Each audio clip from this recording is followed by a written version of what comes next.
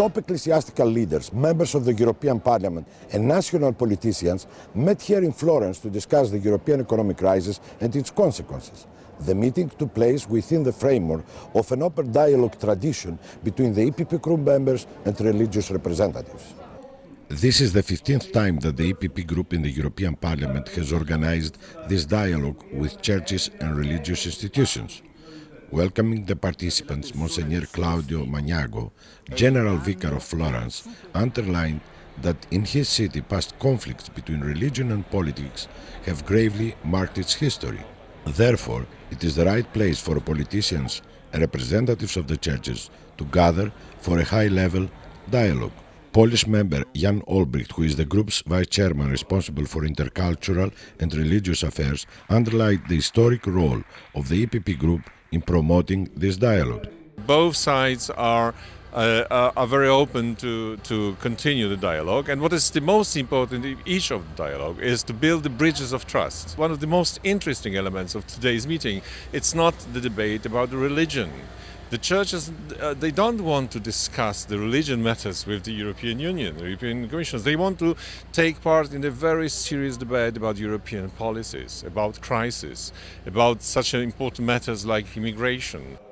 The participants discussed the practice in the frame of Article 17 of the Lisbon Treaty, stipulating that the EU respects and does not prejudice the status under national law of churches and religious communities in the member states. Reverend Rudiger Noll from the European Conference of Churches explains why this treaty provision is important. At this moment, I would always emphasize the correct wording of the article, and it speaks about the identity of the churches and their special contribution. So it is a recognition of a special contribution that religious communities or communities of faith and conviction can make and have to make and make to the European project. The Chief Rabbi of Florence, Joseph Levi, emphasized the usefulness of such a permanent dialogue. Well, in a moment of economic and social crisis, the most important thing is to raise solidarity. And this is certainly putting on the table and raising and looking for new ways to raise solidarity between different groups of society and convince them that we are working for the same line and for the same future. Mr. Olbricht concluded that it is important to keep alive this dialogue in the future. We will be very active.